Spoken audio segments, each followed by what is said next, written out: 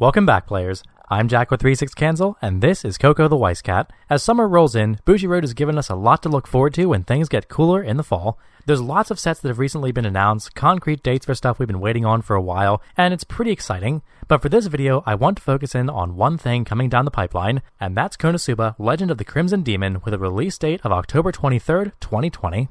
This is the new Konosuba set that's based on the movie by the same name. For those of you who haven't seen it, if you didn't like Konosuba, you'll probably despise the Konosuba movie because it's peak Konosuba humor. Basically, the neat jokes and pervy high school humor are all dialed up to 11, but if like millions of Konosuba lovers, that's your jam, you'll love watching Kazuma and their friends visit the Crimson Demon Village and unlock the secret and hilarious origin of their powers. So without further ado, let's get into the set.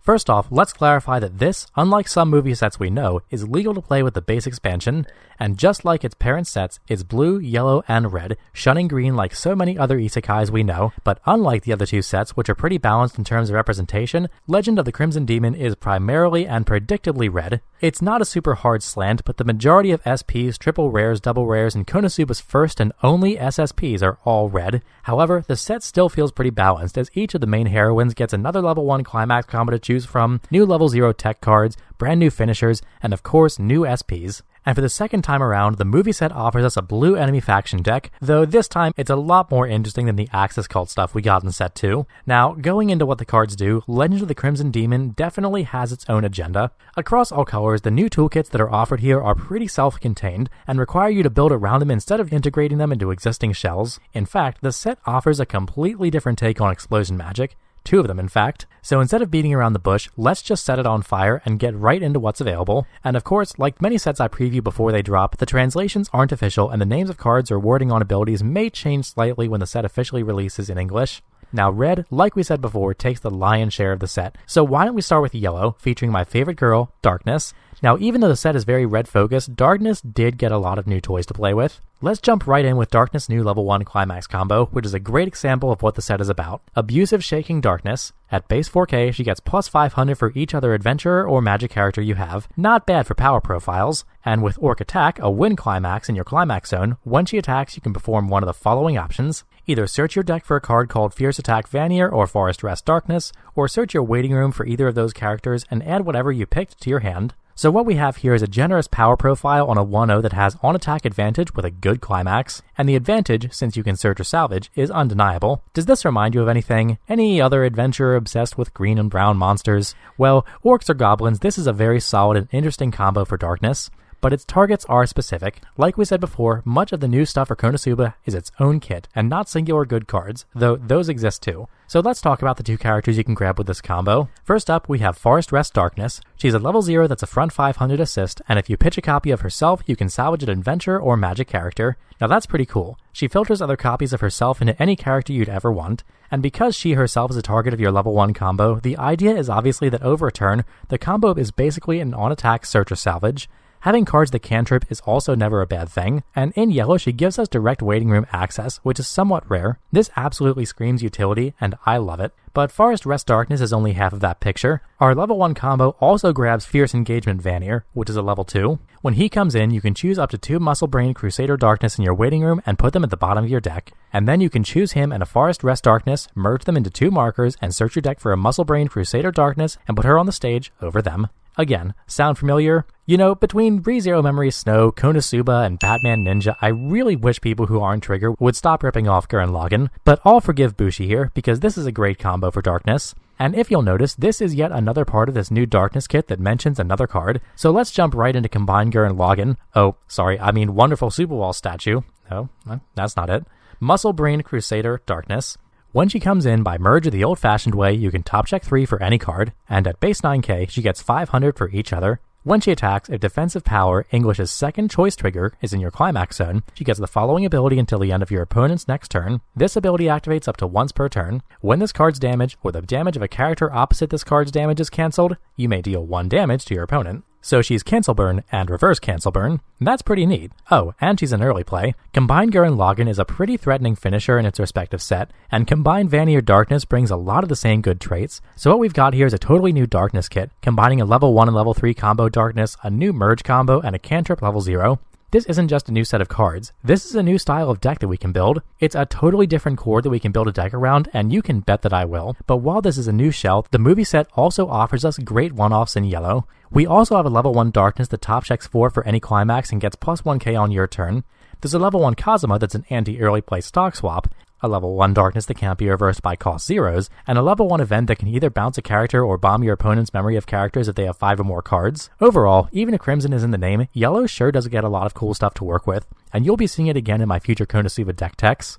Okay, so let's move to Blue. Now, Blue in the Konosuba movie set is shared between Aqua and a new Blue enemy faction deck, so to the disappointment of people with bad taste, Aqua doesn't actually have that many cards. She did get both a level 1 and level 3 combo though. At level 1, she got a Cookie Cutter base 5k top check 4 climax combo that seems to be the new baseline for English, but at level 3, she got a pretty interesting finisher. It's another base 9k that gets 500 for each other and on-play heal, and with her climax combo, you can pay 1 on attack and put the bottom 2 cards of your opponent's library into their waiting room. If there are no climaxes among those cards, burn 1 twice, so either you reduce compression or you punish compression. And of course, she heals. It's not a bad finisher at all. It's certainly a better option than the Goddess finisher we got in set 2.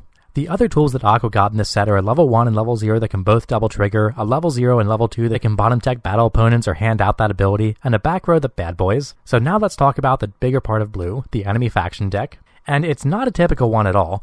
It has its own level 1 and level 3 climax combo, and none of the cards can be played in more than a normal playset. And there's also a secondary component of this deck in yellow, which is Kazuma, because the bountiful blue subject of this enemy faction deck is Sylvia, and we all know how she feels about Kazuma. Let's start at the bottom and take a good long look. Instead of a universal power boosted or bottom deck in level 0 that's run in any quantity you want, Sylvia has several different utility cards. She has a base 2k anti-runner that gets 1500 when it comes in, a 3k runner that stops you from salvaging, and a tap self-search brainstormer that can draw and pitch one when it comes in. Now together that's 12 zeros, which is why there are some Kazumas that work well with the equation. In fact, many of the wording on these Sylvie cards specifically look for a character with Demon Lord's Army as a trait, or a character with Kazuma in the name, so splashing any old Kazuma is a go. But specifically, there's a Kazuma that gives a Demon King's Army character or Kazuma character plus 500 at the start of the climax phase, and you can pay 1 and choose a card with Sylvia in its name and put the Kazuma under her as a marker, and then top check 4 for a level 1 or higher card. Now you'll notice that we mentioned giving Sylvia a marker. The bountiful and beautiful creature that Sylvia is a chimera, so they're all about those body mods and add-ons, which translates into the Weiss world to having a lot of marker-based cards, including her level 1 combo, which starts at 4k and gets plus 1k for each marker under it, and when it comes in, you can top check 2 for any Kazuma or Demon King's Army characters and add them to the pile. Now the actual combo is a stock soul, and when she reverses her battle opponent, you can pay 1 and put the climax into your waiting room from the climax zone, then search out 2 characters that are either Demon King's Army or Kazuma. Now that's a really hard plus, but you do lose the climax, and thus can't do this multiple times in a turn. But the pluses are that you only need to reverse 1 lane to do the full combo, and you can control when the climax goes to your waiting room if you're close to refreshing. Also, the stock soul climaxes have auto abilities instead of continuous abilities like 1k ones, so even if the climax leaves the climax zone, your characters will still have the soul from the initial play. Honestly, I think that's pretty neat, being that you can make Sylvia so big anyway and she costs nothing to play. That also isn't her only level 1. Sylvia also has a 1-0 that discard bonds for a blue event, and on attack pumps another character by 500 times DLA or Kazuma characters. The event it bonds with, Invasion of the Demon Lord's Army, is a 1-1 event that rests one of your Kazuma or DLA characters, searches out one of the same criteria from your deck, and gives one of your characters plus 3k. And finally, at level 1, there's a specialized 1-1 Kazuma backup that lets you choose another copy of itself to put under the Sylvia you backed up as a marker and also adds 1500. And since we know Sylvia gets larger the more she grows, this is a pretty cool interaction. At level 2, Sylvia has 2 choices. First, a generic power-up 2-1, and second, a 2-1 back row that gives your center middle hexproof, all your DLA and Kazumas plus 1k, and lets you pay 1 and ditch 1 to give a character plus 2500 until the end of your opponent's next turn. And at level 3, Sylvia has both an early play and a finisher. First up, Dirty Temptation Sylvia, 4 more early play and a healer. She's a base 9k and doesn't get any sort of power boost, but when she's reversed, you can pay 2, ditch 1, and choose 2 DLA characters in your waiting room, and then put her into your waiting room, and put a Synthesizing with Mage Killer Sylvia rested where this card was with those 2 new cards and any previous markers under the old Sylvia under that one as markers. Wordy, but you get what it does.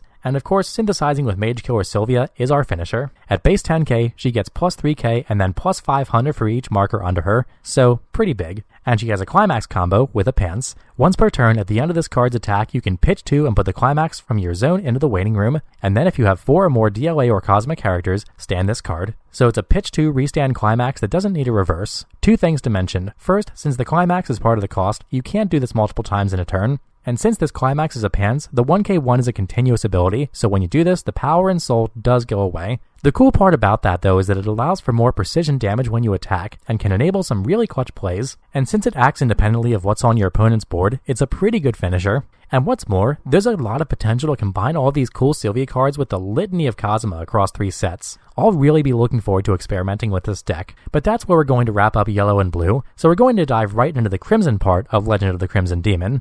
And it's pretty red. There are a ton of new Megumin and Union cards, new combos, new finishers, new level 0 tech, and everything in between. In fact, much like Darkness, Megumin and Union have their own unique shell from the movie set, so why don't we start off with the new level 1 combo, Feelings on Explosion Magic Megumin. Base 4/5, she gets plus 1k on your turn, and when you play the new Gate Climax, she gets the following 2 abilities until the end of your opponent's next turn. First, you can pay 1 and double trigger, and second, she bounces to your hand if she's front attacked. Now, on paper, this allows her to attack around a lot of targets with much less penalty and retain hand advantage while denying reverses. I'm going to do something I don't do often on this channel and reference Japanese Weiss. There's a set called Saikano, or How to Raise a Boring Girlfriend, and it's widely considered one of the most powerful sets in the top echelon. The level 1 combo it runs has the exact same ability as this Megumin, and it's good for a lot of the same reasons. It just turns off so much and gives you undeniable free advantage. Now, there are a lot of other reasons Saikano is good. Like, for example, its version of this combo is a bar, making it a lot more viable to execute over multiple turns, and the fact that Saikano has several other excellent compression tools. But if we're going to compare this to something in English, consider how good it is when Aaron bounces to your hand. This allows for a very different style of red Konosuba, and I'm really interested to see what it does to the metagame for English. Now, even though this is a pretty different style of combo, it's not a standalone toolkit. You could integrate this into the current builds if you wanted, but for the shiny new finishing combo, that'll be tough to do. Strongest Magic User Megumin and Best Magic User Union are a hand-in-hand combo that have a ton of tailored tools supporting them. Let's cut right to the chase and check this out. We'll start with Best Magic User Union. Base 9k, 2 or less early play, on play heal, and if you have 2 or more other adventure or magic characters, she gets plus 1500 and hand encore. Seriously? What a busted ass card. What an amazing early play. 10-5, 2 stock, on play heal, 2 or less condition, and hand encore. Disgusting. This card's great, but it's also only one half of a greater whole, and the other half is Strongest Magic User Megumin. She's a pitch stock healer with a very wordy climax combo. See if you can follow along. So pay 3 and put a climax called Hands Intertwined from your climax zone into your waiting room, then rest this card and a card called Best Magic User Union that are in your front row. Your opponent chooses one climax into their waiting room, sets it aside, and then shuffles the rest of their waiting room into their deck. After that, any characters that were in front of the characters you rested to pay for this effect are clock kicked, and finally, deal 3 damage to your opponent twice. So let's recap. Pay 3, rest this and the Union in the front row, refresh your opponent's deck sans 1 climax, clock kick 2 opposing characters, and burn 3 twice. Does this game plan sound familiar? Because it should. It's basically all the level 3s from the standard Konosuba deck rolled into one combo. The early play Aqua that heals, the level 3 Aqua that refreshes minus climaxes, and the level 3 Megumin that rests itself to clock kick and burn 4.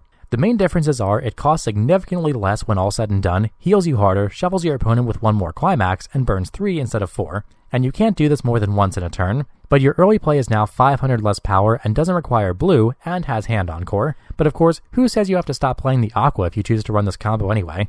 Let me be the first to say that Konosuba did not need this, but now that it's coming, I imagine people will be arguing for a long time just over what combination of new and old level 3s you should actually use to finish the game. Me, I've got a lot of experimenting to do, but remember, this finishing combo is linked to a ton of other good cards that are specifically keyworded to them. For example, a level 0 Megumin that if you pitch one of the level 3s is a top check 5 that gets 1k power on play, a level 0 Union that if you pitch the level 3 Megumin is a free fresh on play, a 2-1 anti-change Megumin that if you pitch the level 3 Megumin and sack a character from the stage is a free anti-change, and a 2-1 Union that if you pitch the Megumin lets you salvage a character. There are a lot of cards that can use these level 3s, though mostly the Megumin, to perform a lot of good effects.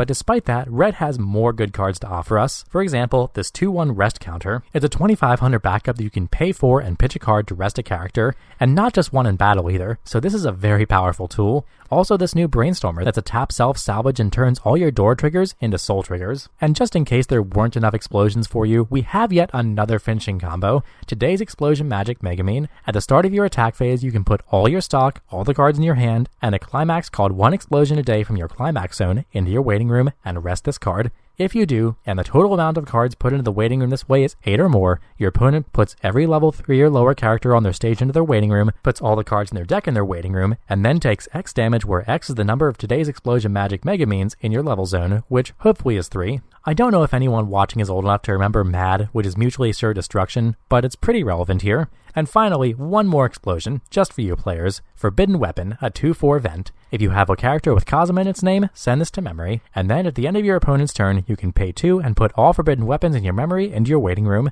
If you do, choose 2 cards in your opponent's waiting room and then put them on top of their deck, and then deal 5 damage to your opponent. And instead of paying the 2 stock for this effect, you can elect to pitch a level 2 Komeko from your hand.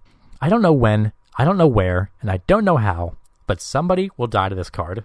But I do know where I'm wrapping up this set preview, which is now.